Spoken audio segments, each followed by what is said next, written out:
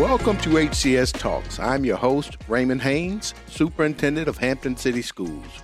We're excited to bring our second season of HCS Talks, the official podcast of Hampton City Schools. Our mission is to educate, inform, and even entertain not just our local community, but listeners everywhere.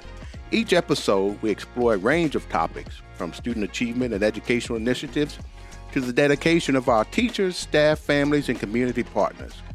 We will also highlight impactful programs and initiatives that make a difference in our schools and beyond. To our returning listeners, thank you for your continued support. And if you are tuning in for the first time, welcome. We're glad you're here and hope you'll keep listening to HCS Talks.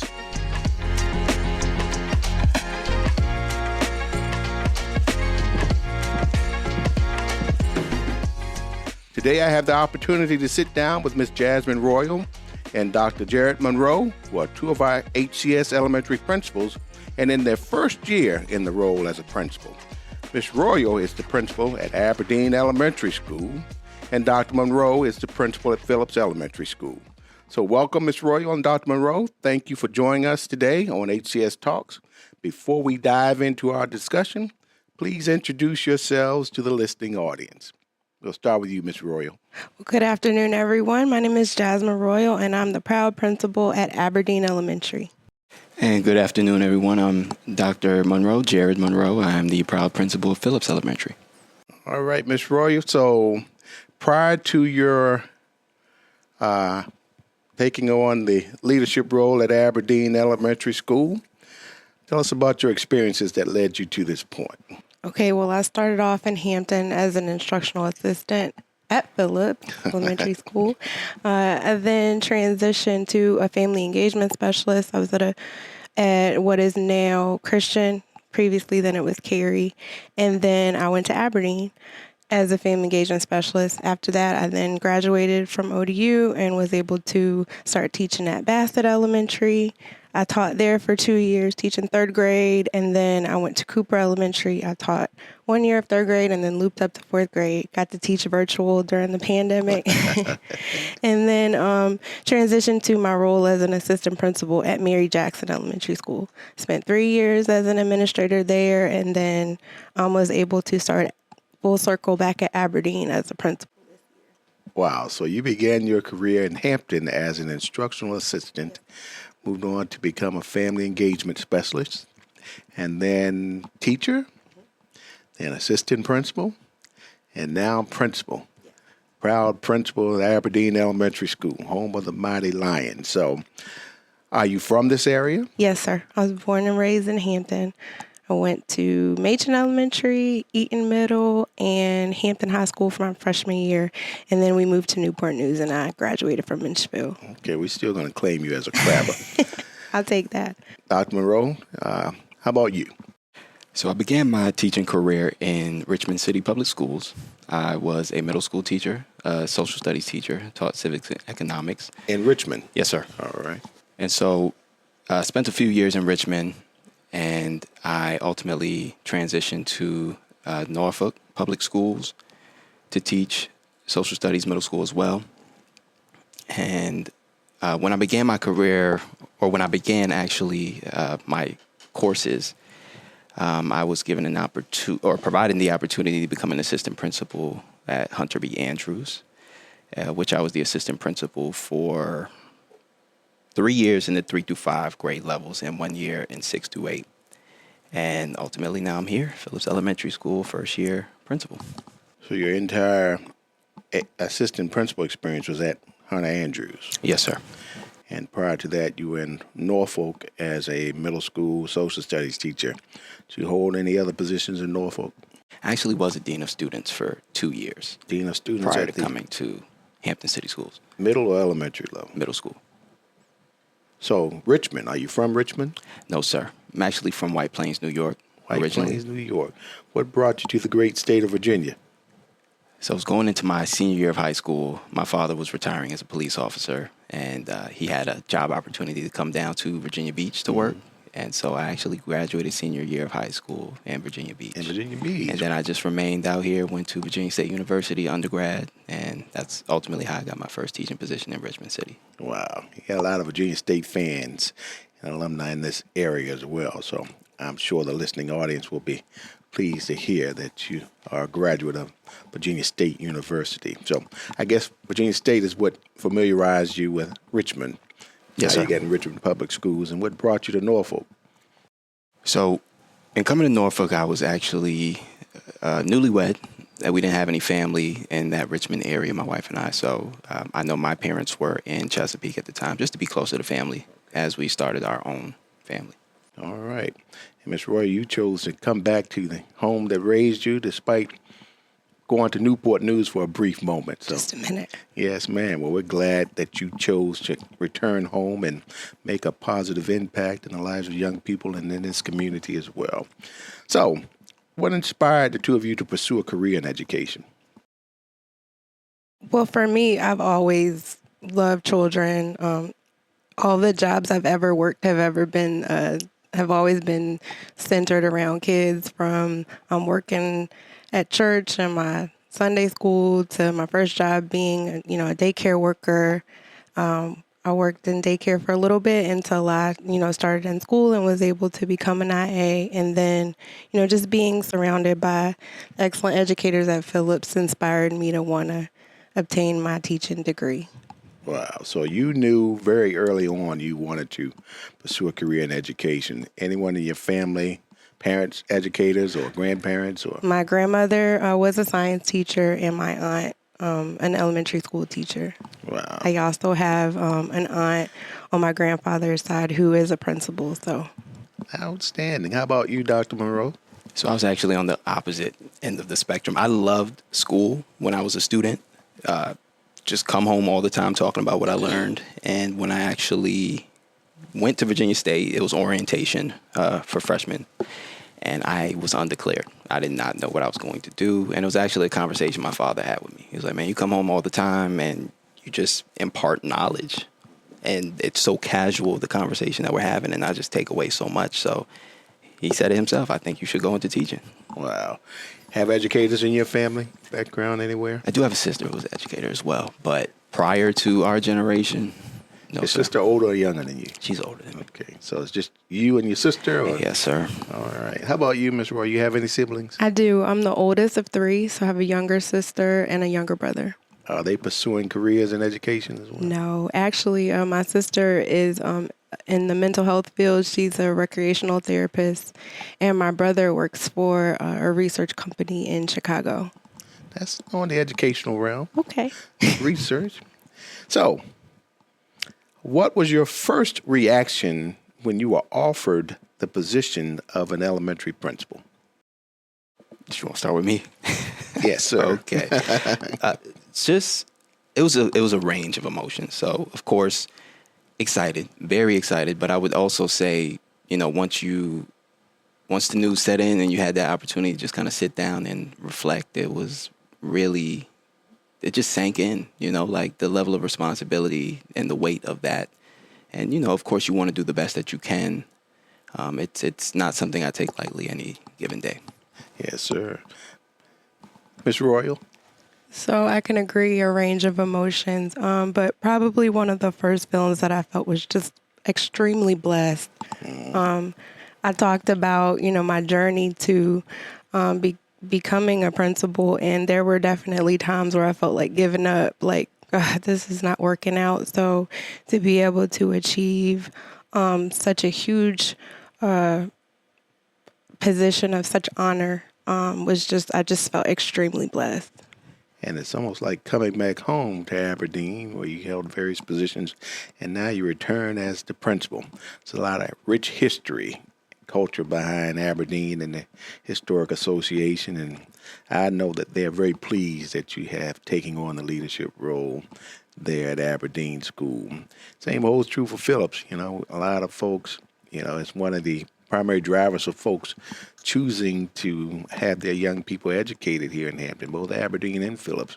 So they're looking at the schools and determining what's the history behind it, culture behind it, and the success levels as well. So the two of you have and will continue to make a positive impact or profound impact in that community, and folks wanting to continue to choose your schools and a place where they will have their young children educated, as well as folks choosing to be employed at your schools as well. So big responsibility, and I know it comes with a lot of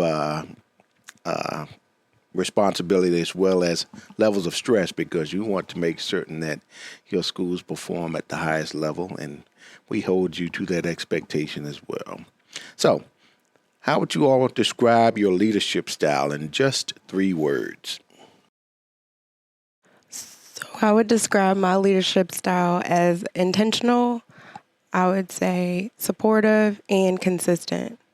When I don't want to give too many extra words, but Now, you gave your 3. If you just wanted to elaborate on those 3, that's fine. You said intentional, supportive, and consistent. Anything you want to expand on when you talk about that? So I'm not a person who just makes decisions on a whim. I like to make sure that I've considered all options and various perspectives, and I feel like some of the roles that I've played throughout the school system help me in my decision making, because I can remember how different decisions impacted me in various roles. As far as supportive, being a teacher, I understand that the demands are just continuing to grow, with COVID and everything that, is happening in the world, and nothing is, everything is getting more rigorous. And so just being that person who's not just coming at them and saying, hey, do this, do this, do this, but hey, I'm in this work with you. I'm learning right alongside you, and I'll do everything I can to make sure that you're going to be successful. Wow. And consistent. I try to be the same way across the board with everyone when I make decisions. Makes sense. Makes a lot of sense. Dr. Munroe? So I do have to say consistency was going to be one of mine, but I would also say a collaborator and a listener. And so I would say coming into Phillips, essentially a lot of the staff have been there. You're new, although you are the principal, there's a lot of great things that people are already doing there prior to your arrival. So you want to make sure that you are able to hear and listen to the things that they do have going on. And, even if there are some opportunities for you to impart, what you believe is in the best interest of the school, you want to ensure that the collaboration is there to make people feel appreciated and heard and want to remain part of that work environment and that community. I mean, it's a fantastic community. I can't speak to it enough. But, you just want to make sure that I am a part of this community. I'm not just here to state what I believe to be the best route to take at all times without listening to the opinions of others. And the 2 of you gave some great characteristics, because it speaks volumes to building a sense of cohesiveness, camaraderie, collaboration piece, and also from the standpoint of your stakeholders feeling valued and heard and supported. I can relate to where the both of you currently are. When I first came in as an intern, and even when I was first hired, my primary responsibilities serving in a role as counselor was at Phillips.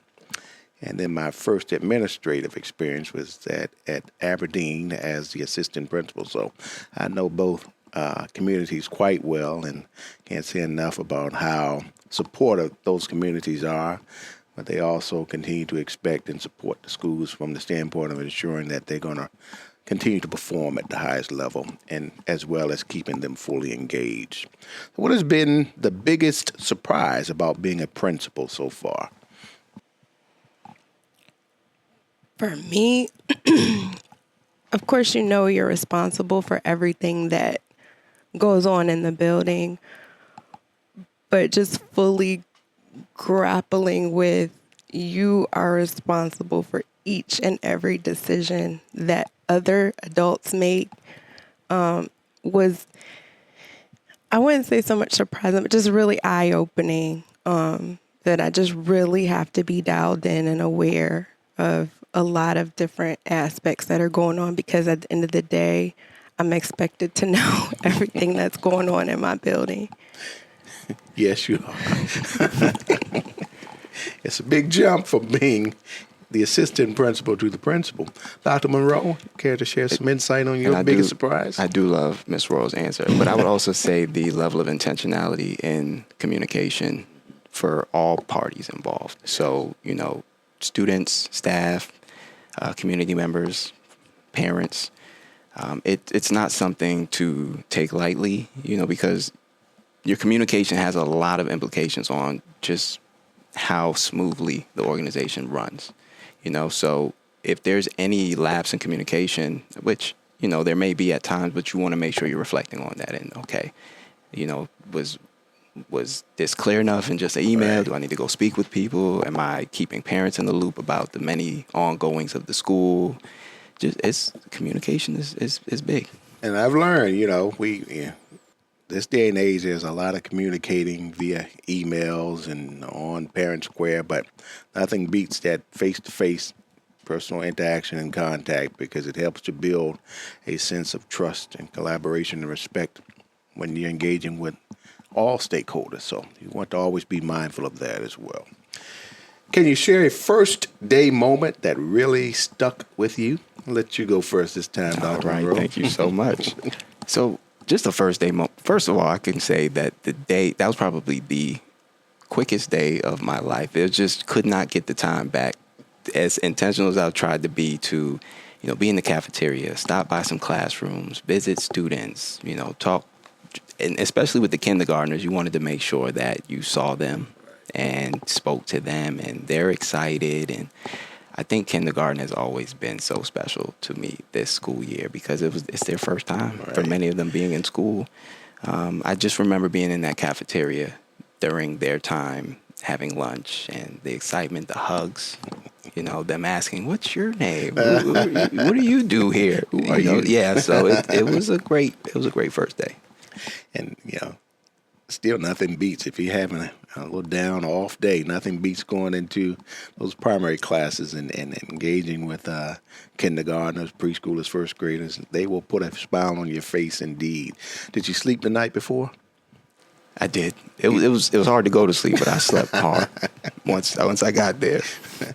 Ms. Royal, how about you? I can relate as well to just all the love, it just really just emphasized the why of just getting all the hugs, even though they didn't even know, all of them didn't even know who I was, but, oh, you're here, you're the new principal, feeling all that love, but also just transitioning to from a smaller elementary school to a larger elementary school was something that stuck with me. Like, yes. I knew on paper the numbers, but seeing the difference. The reality of it all, yes. But it was still familiar territory. You were coming Absolutely. back home, so Absolutely. There was a sense of a natural transition for you because you had been there at some point in time. But it's totally different in that you are the leader of the building now. Yes. So what's one piece of advice you received before starting, and has it held true? So a piece of advice that I did receive was to lean on your colleagues who have been there before you, who are doing the work alongside you. And it's easy to feel as the principal that you are kind of isolated sometimes, but you do have these colleagues that you could just pick up the phone and call and contact if you're in a given, just anything you're experiencing, just to bend their ear, get some advice from them, and see how they would handle a certain situation. Don't take that lightly. You have colleagues to support you. That's great advice. Ms. Royal? I would say some advice that I got was to come in and look and listen and learn the climate of the building, how things operate, just everyday happenings before implementing immediate changes. So, met with the leadership team early on and was able to get a sense of what was working, what wasn't working. And I can honestly say we gave things a good go before we made any major changes. And when we made those changes, we went back to the staff to say, help us to make this work. And so there was that buy-in. It's always good to reflect on it. How's it going and do a check-in. Is what we're doing working, or do we need to make some additional tweaks? Just that whole, like you all have mentioned as well, the collaboration piece and making certain folks feel a part of the decision-making when those opportunities arise. So have you had any funny or unexpected moments with students that made you stop and smile? I know kindergartners always make you smile, but anything else aside from that? I was going back to kindergarten. Well, you can give an This example. happened just yesterday. I had a student. I was walking her to her resource class, and as we're holding hands, we're walking, and she just out the blue was like, "I love you so much." My heart melted, dog. My staff laughs at me all the time and talks about how much of a softie I am, but that made my day, and that was first thing in the morning. So my day was set. Nothing else could have ruined my day yesterday. I can relate to that. Yeah. Ms. Royal? I can say just one of those moments that are just the greatest are just when students like draw their little pictures and write their letters, and I keep all of them and have them up in my office. And again, like I said, just on those tough days, like Dr. Aurora was saying, you can't let your day get ruined. When you see those things that you're making that impact and that they love you, then that helps you to deal with the situations that occur where you don't feel so loved. Right. It makes it all worthwhile, and it goes back to what you said, emphasizing your why. So what's one thing about being a principal that no one warned you about?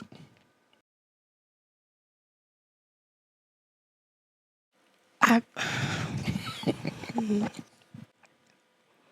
I feel like I was warned about the work-life balance, but I don't think that anybody could really You have to be in it. fully. Yes. You have to experience Fully. it firsthand. Right.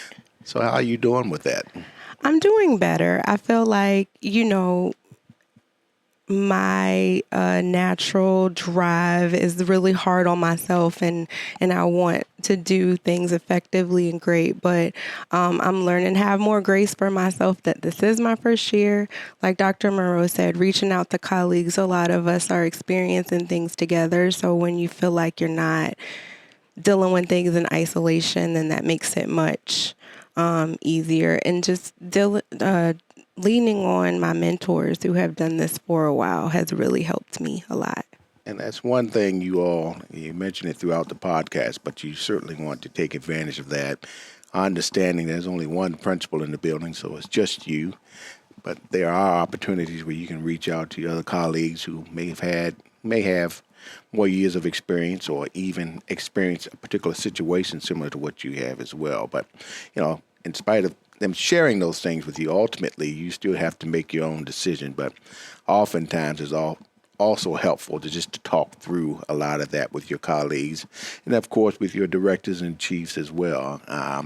It's nothing like making certain that you have been thorough enough prior to reaching or rendering a decision, and ensuring that folks don't try to back you into a corner, trying to make you have or make an impulsive decision. You can always say, well, let me think on that and get back to you, or let me go back and look at a few things, and I'll make certain I get back to you. But the key is always ensuring that you do get back to the folks as well.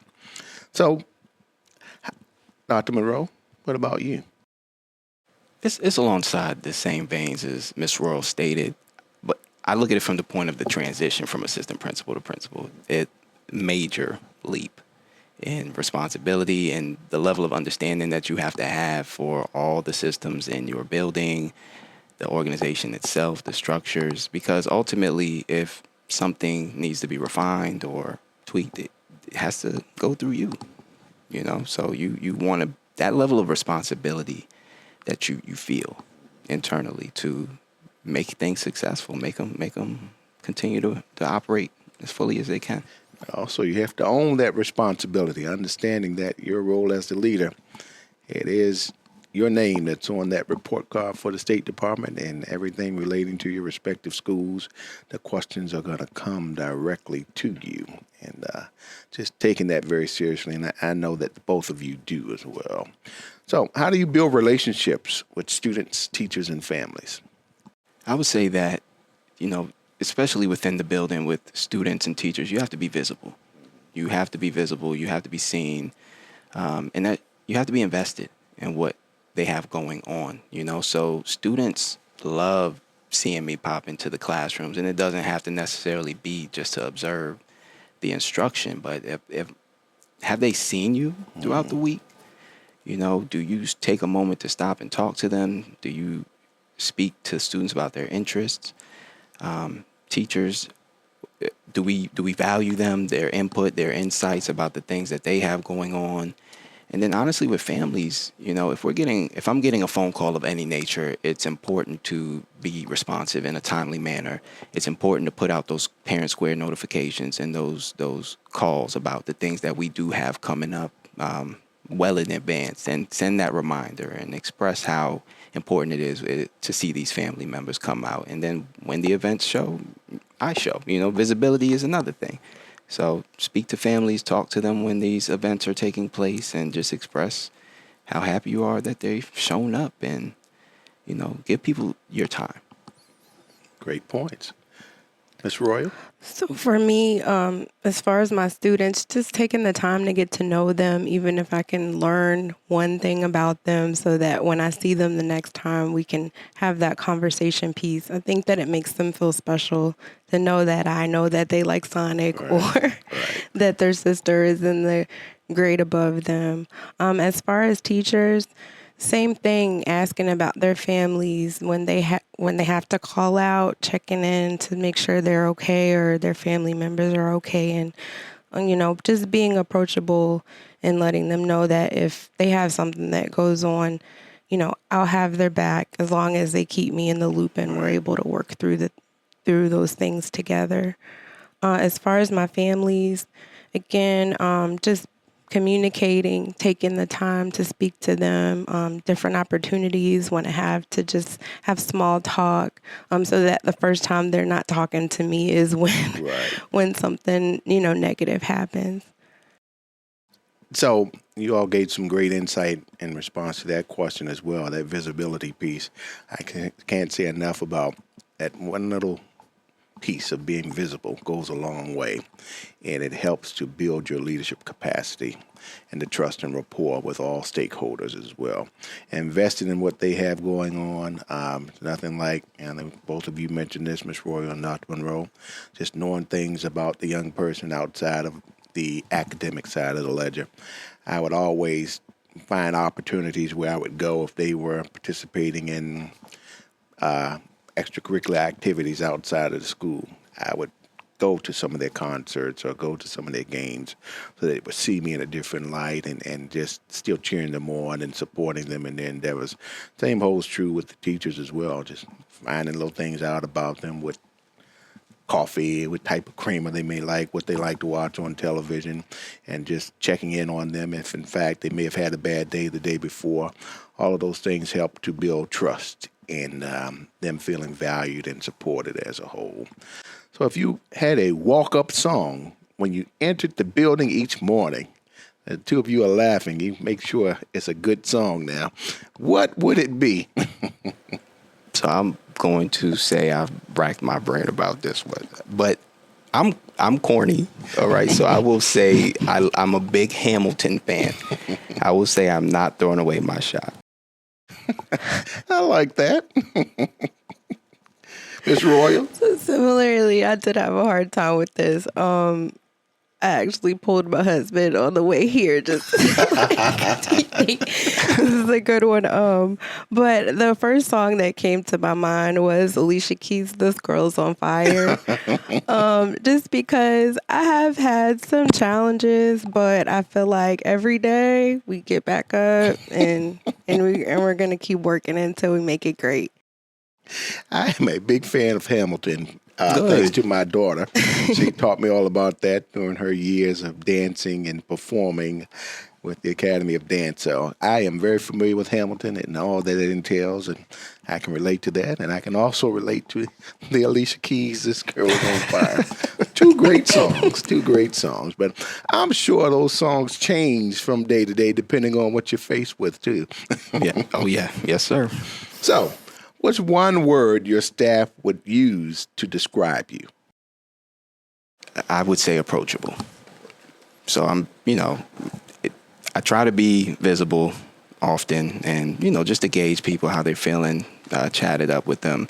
And then if I'm in my office, my door's open. 9 times out of 10, that door's open. So feel free. You need to come speak with me about something. I'm available. We can talk.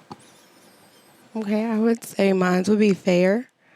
I feel like my staff can definitely say that I try to treat everybody the same across the board. And when things happen that are not so great, I'm going to have a conversation. We're going to talk through it, and then we're going to work together to figure out next steps. But it's not, I don't have that type of leadership that I want, to rule over people. Mm-hmm.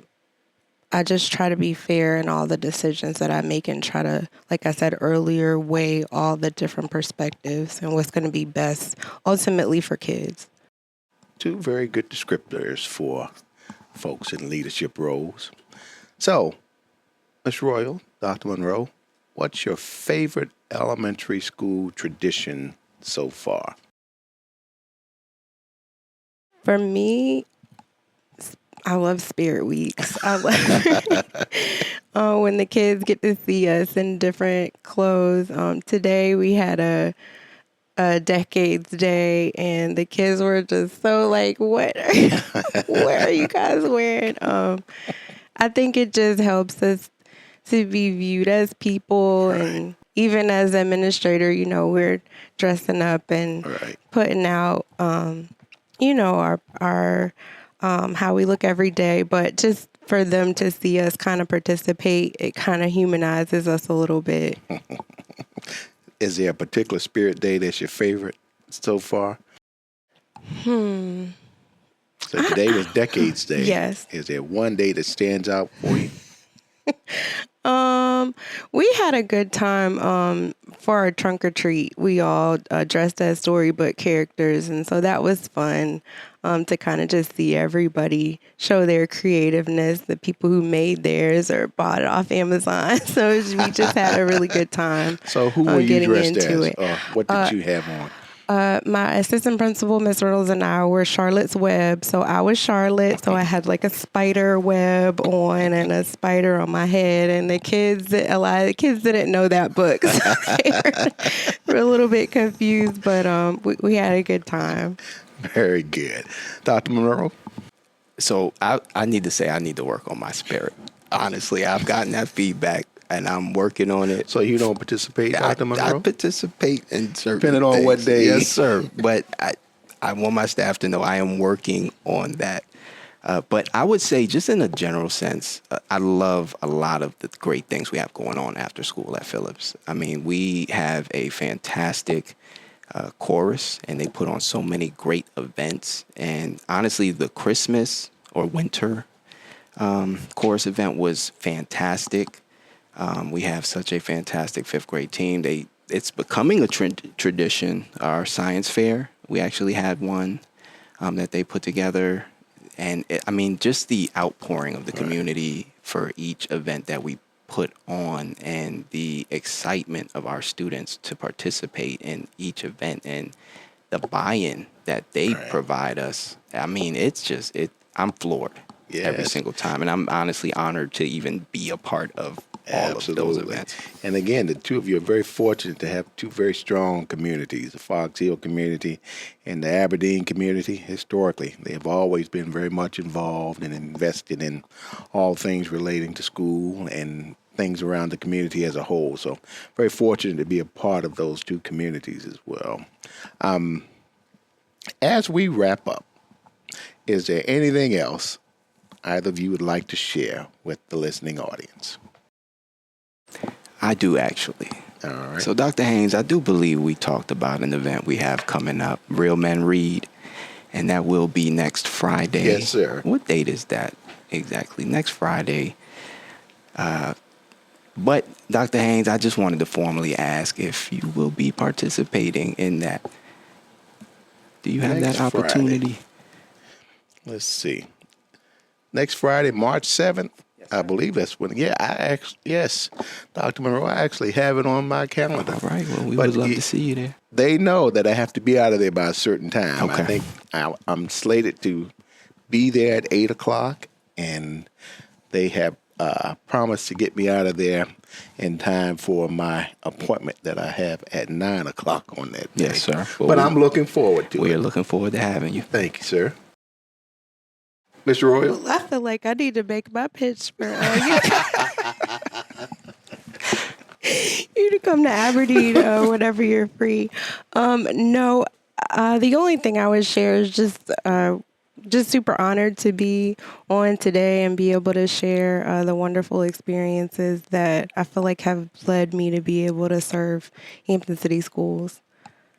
Outstanding. Me too. Thank you. All right. Well, we are very pleased and happy that you too have chosen Hampton City Schools as your place to impart your wisdom, leadership, and make a profound impact in the lives of young people and your faculty, families, and the community as a whole.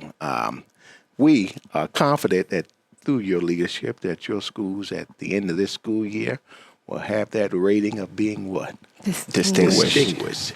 So thank you, Ms. Royal and Dr. Munroe, for being here and sharing your experiences with us. I look forward to seeing the great things I know you both will accomplish in the years ahead. And to our listeners, remember, education is the most powerful weapon you can use to change the world. As one community, one transformation, we will ensure academic excellence for every child, every day, whatever it takes. We will catch you next week. Listen to learn more about Hampton City Schools. New episodes of HCS Talks drop on Thursdays. Subscribe and listen to HCS Talks. HCS Talks is a Hampton City Schools production.